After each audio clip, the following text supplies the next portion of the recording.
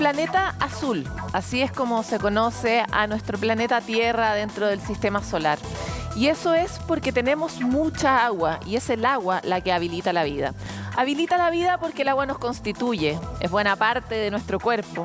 También habilita la vida porque es lo que nos permite producir los alimentos que comemos. Sin agua, francamente, no podríamos tener prácticamente todo lo que está en nuestras mesas, ¿verdad?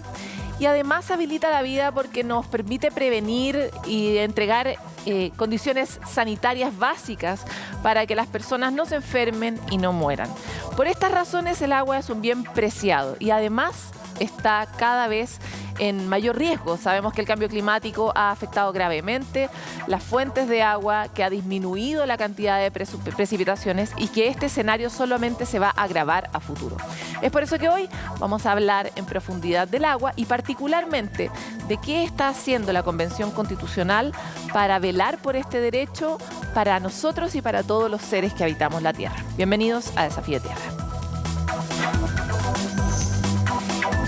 El agua es una demanda dentro de las demandas sociales que es bastante transversal a lo largo del territorio, por distintas razones. Hay sectores que no tienen acceso humano al agua, las personas no disponen de agua en lugares críticos, como es el caso, por ejemplo, de Petorca. Pero también hay otros lugares donde no hay suficiente agua, a veces para la economía rural campesina. Tenemos distintos problemas de acceso y tiene todo el sentido del mundo porque por diversas razones, tanto por nuestra propia responsabilidad humana en la administración de este recurso como por los factores de cambio climático que han hecho disminuir la cantidad de precipitaciones, la disponibilidad de las napas subterráneas, etcétera, tenemos un problema crítico que es que no hay suficiente agua y hay una demanda creciente tanto por parte de la población como de los sectores productivos, agrícola, minero, etcétera. Estamos en un entuerto y tenemos que resolverlo. Frente a esto, un grupo de constituyentes ingresó una iniciativa que establece el derecho humano al agua y al saneamiento como una garantía básica. Y es de este tema que queremos hablar hoy con Cristina Dorador. Cristina, muchas gracias por estar con nosotros en Desafío Tierra. Hola Paloma, muchas gracias por la invitación. Tú has sido entrevistada nuestra en Desafío Tierra históricamente en tu especialidad como microbióloga y hoy como constituyente que ha llevado, por un lado, la agenda científica y por otro, la agenda ecológica a esta conversación constitucional. Cuéntanos un poco de qué va esta iniciativa que busca resguardar el derecho al agua humano y al saneamiento. Sí, esta iniciativa es una de las iniciativas quizás más demandadas por la ciudadanía y la comunidad, que se establezca el agua como un derecho humano, o sea, todas las personas tengan acceso desde nuestra Constitución, ¿cierto? Como una norma al agua y también a la calidad del agua, porque nos da lo mismo también qué agua se accede y qué agua se bebe o qué agua se utiliza para nuestra propia vida. Esta iniciativa fue presentada por constituyentes que nosotros somos parte del movimiento Modatima y también ecoconstituyentes y un grupo transversal de convencionales, junto con más de 50 otros convencionales que adhirieron a la propuesta. Y también esperemos tener iniciativas de norma popular en la misma línea que se están articulando de distintos movimientos sociales. O sea, el agua es un tema importantísimo, fundamental, que tiene que estar presente en la nueva Constitución. De todas maneras, quiero leer la propuesta que ustedes hacen para poder comprender mejor por qué hacen estos énfasis y no otros, ¿verdad? Dice: toda persona sin discriminación tiene derecho al agua suficiente, segura, aceptable, potable, libre de contaminación, físicamente accesible y asequible económicamente para uso personal y doméstico. El Estado deberá velar por la satisfacción de este derecho atendiendo a las necesidades de las personas en sus distintos contextos, teniendo en especial consideración por quienes habitan en territorios rurales, periurbanos e indígenas. Este derecho deberá satisfacerse preferentemente a partir de fuentes de aguas continentales.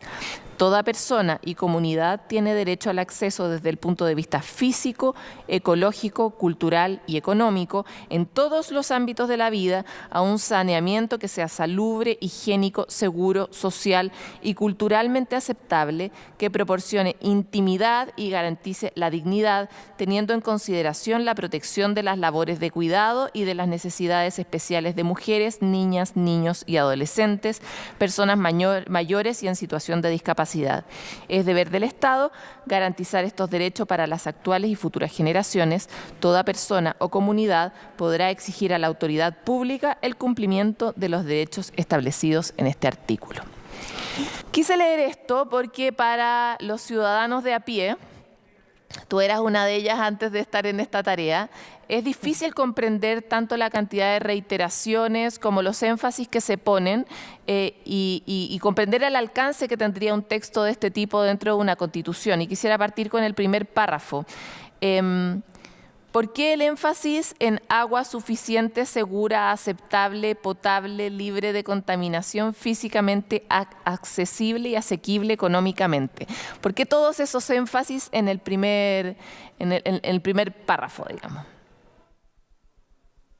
Sí, bueno, en el contexto en que estamos de escasez hídrica, en la cual se debe a múltiples razones, en varias zonas de Chile, principalmente a la sobreexplotación de los acuíferos por actividades industriales, agroindustriales, etcétera, no necesariamente el tener acceso al agua va a implicar una agua que pueda ser bebible o potable. O sea, se puede potabilizar el agua, que es una de las normas que existe.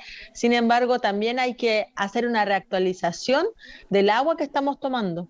Porque ya a partida Chile se caracteriza por tener aguas relativamente duras, con concentraciones de minerales, y eso lo vivimos nosotros en los años 60 aquí en Antofagasta, donde por un tiempo se consumió agua con alta concentración de arsénico, por ejemplo, y desde ahí, después de los efectos, se hace una planta de tratamiento para poder eliminar estos elementos. Por lo tanto, es muy importante ahora poner énfasis en el saneamiento, o sea que el agua no solamente se tome cualquier agua, sino que también tiene que ser agua que sea, como se dice, segura, accesible y suficiente, porque también hay los cálculos, por ejemplo, cuánta agua necesita una persona al día, y eso también va a variar dependiendo de las condiciones, de los contextos, por eso también se incluye en la norma el tema de la protección, de los cuidados, niños, niñas, etcétera. O sea, hay también que darle ese contexto a la norma, porque si no va a quedar algo muy fijo, ¿no? Que después no es aplicable cuando realmente se tenga que usar este requerimiento. Quisiera volver sobre el punto que plantea derecho al agua suficiente. Aquí, así desde la lógica, ¿no?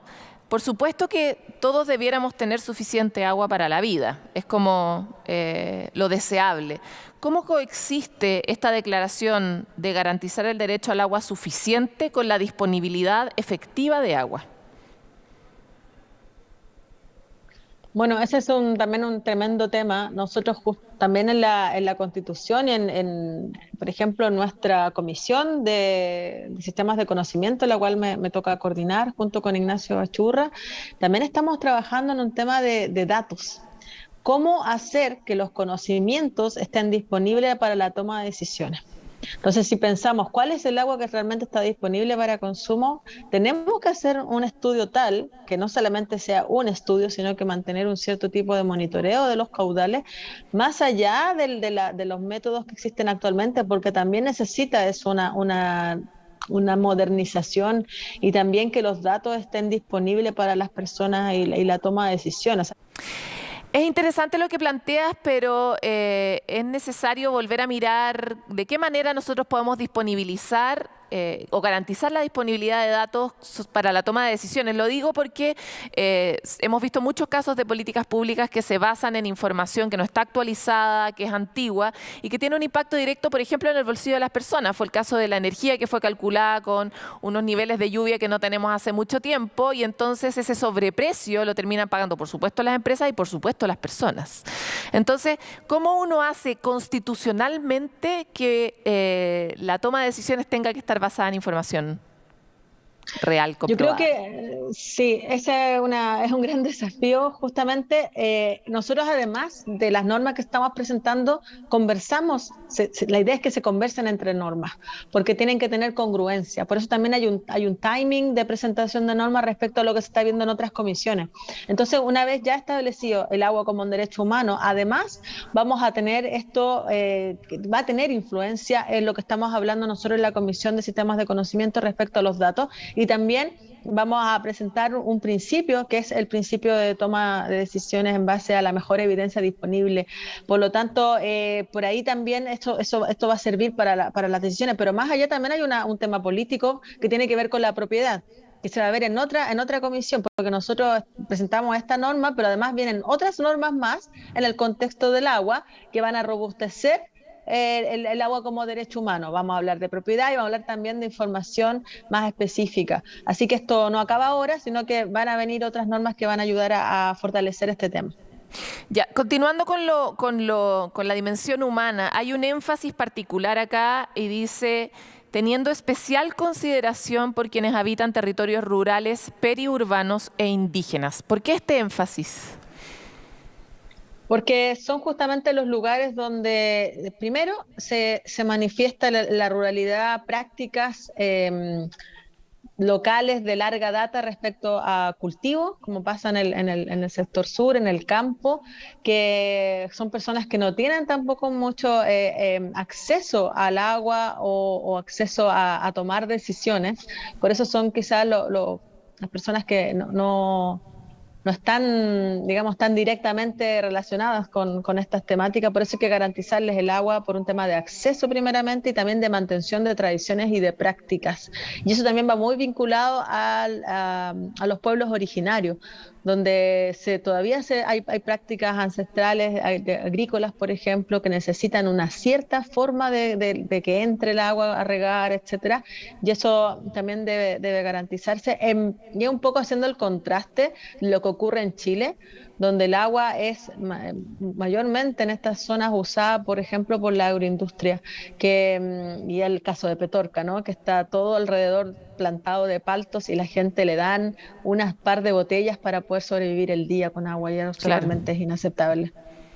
Cristina, nos queda una pregunta, tengo 300 más, pero por ahora vamos a conformarnos con esta y tiene que ver con esas otras normas a las que aludías que me imagino que se están fabricando, porque acá hay una manera de resguardar el derecho humano al agua, pero cada vez más y con más evidencia científica sabemos, comprobamos que somos parte de un ecosistema y esos ecosistemas también requieren agua, requieren una cierta cantidad de agua para sobrevivir en sí mismos y para, mirándolo utilitariamente desde la perspectiva humana, prestarnos esos servicios a nosotros, de guardar nuestra agua, por ejemplo, en el caso de los humedales.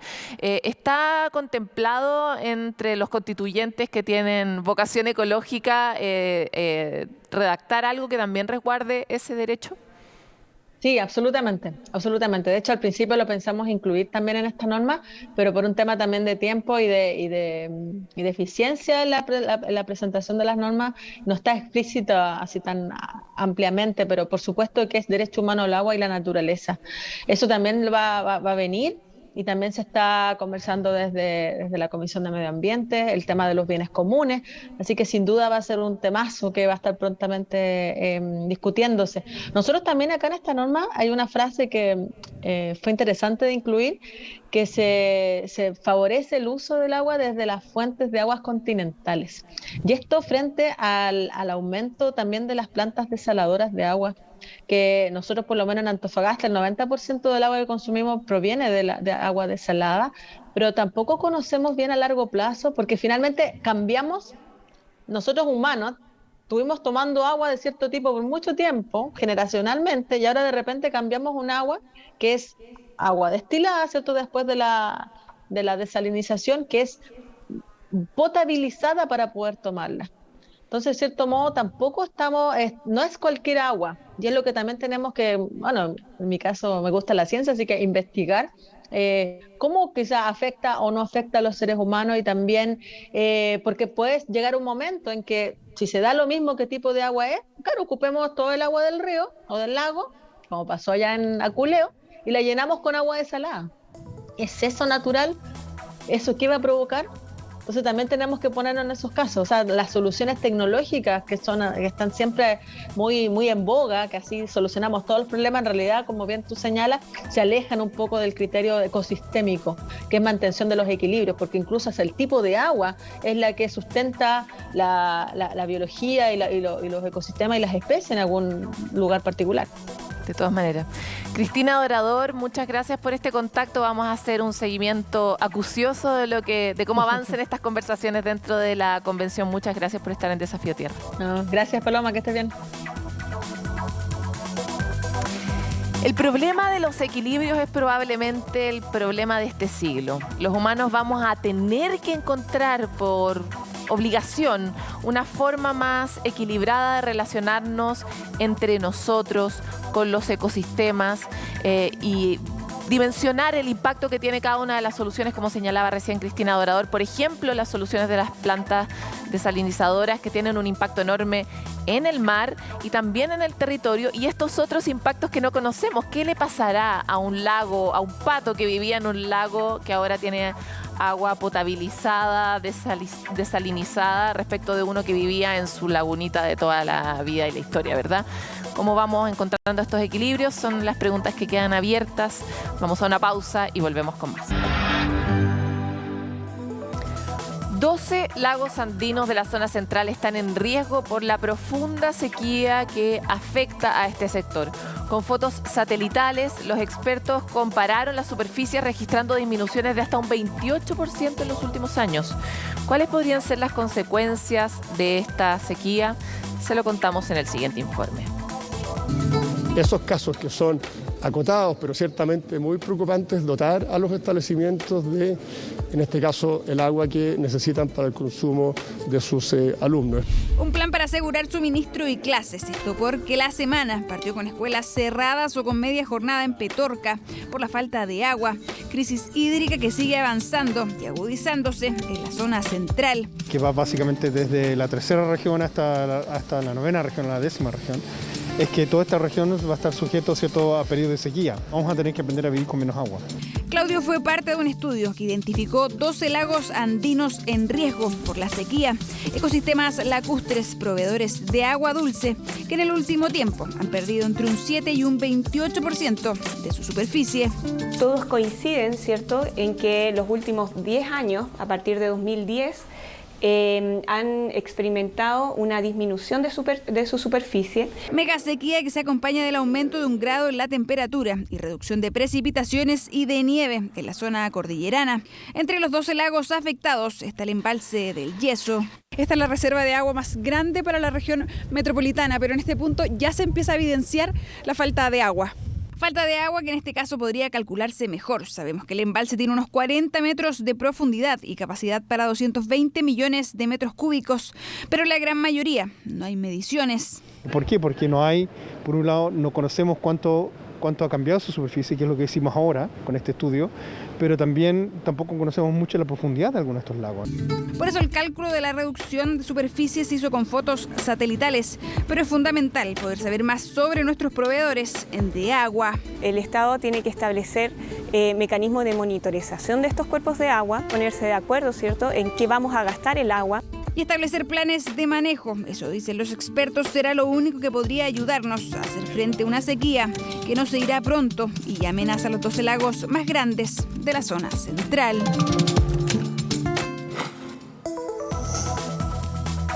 Castro fue declarado en estado de catástrofe luego de verse afectado por un mega incendio. ¿Qué significa el estado de catástrofe y qué implica en términos prácticos? Se lo explicamos en la siguiente cápsula. Los incendios forestales pueden afectar miles de hectáreas de bosques, matorrales, pastizales y todo lo que habita en ellos. Son situaciones críticas que necesitan medidas extraordinarias, como es el estado de excepción constitucional de catástrofe. Esta es declarada por el presidente de la República a través de un decreto supremo que debe ser firmado por los ministros de Interior y Defensa, en el caso de una calamidad pública dentro de una determinada zona geográfica, sea de causa natural o humana y de una magnitud tal que genere un grave daño al normal desarrollo de la vida social y economía, afectando a las personas o bienes de un territorio.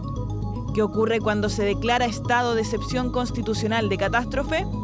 Permite contar con la participación directa de las Fuerzas Armadas en el caso de un incendio forestal, para asegurar el control del orden público necesario en el combate y prevención. Además, es designado un jefe de defensa nacional que se encarga de apoyar en el manejo del fuego, adoptar medidas para evitar riesgo, facilitar las evacuaciones y rescates, junto con entregar tranquilidad a la población.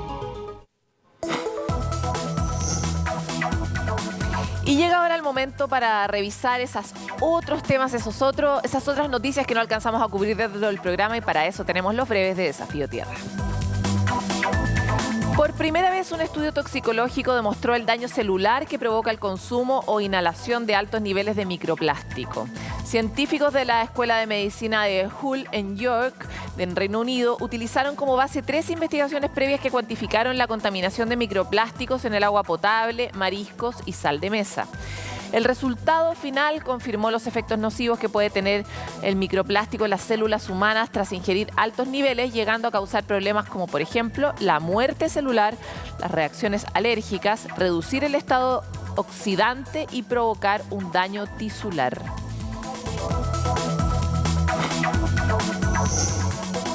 Y esta es una buena noticia para la tarea de alcanzar la carbono neutralidad. Enorme tarea que tenemos en nuestro país y en el mundo, porque Enel X y Uber firmaron un acuerdo para acelerar la adopción de electromovilidad en Chile y la instalación de nuevos puntos de carga.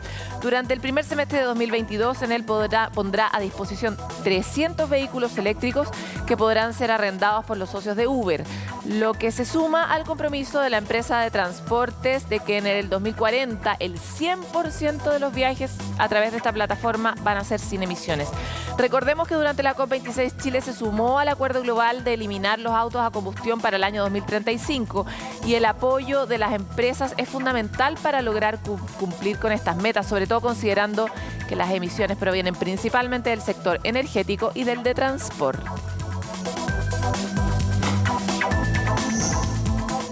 El color es uno de los factores que nos permite distinguir los tipos de aves. Sin embargo, no es algo puramente estético. Según han descubierto los expertos, a través de la diversa gama de tonalidades se puede identificar el estado de salud, sexo, edad e incluso si un ejemplar se ha reproducido o no. La coloración de las aves procede fundamentalmente de 3 grupos de pigmentos: carotenoides, melaninas y porfifas. Cada uno de estos elementos ayuda a dar las tonalidades tan características que vemos en especies como el picaflor, 7 colores o el martín pescador.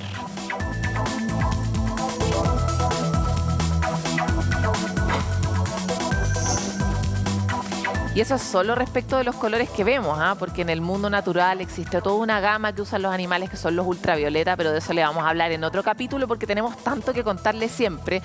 Por eso nos esforzamos en desarrollar cada capítulo de Desafío Tierra con una perspectiva que agregue valor a su visión sobre el ecosistema, y de esta manera podamos protegerlo y cuidarlo más en el futuro. Encuéntrenos en todas nuestras plataformas, que estamos disponibles para todas las conversaciones que puedan enriquecer al Chile actual y al del futuro. Nos encontramos.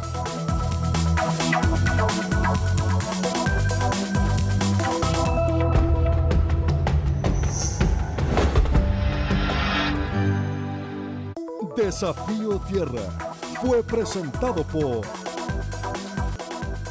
Descubre el nuevo sistema Ver Todo en Expreso.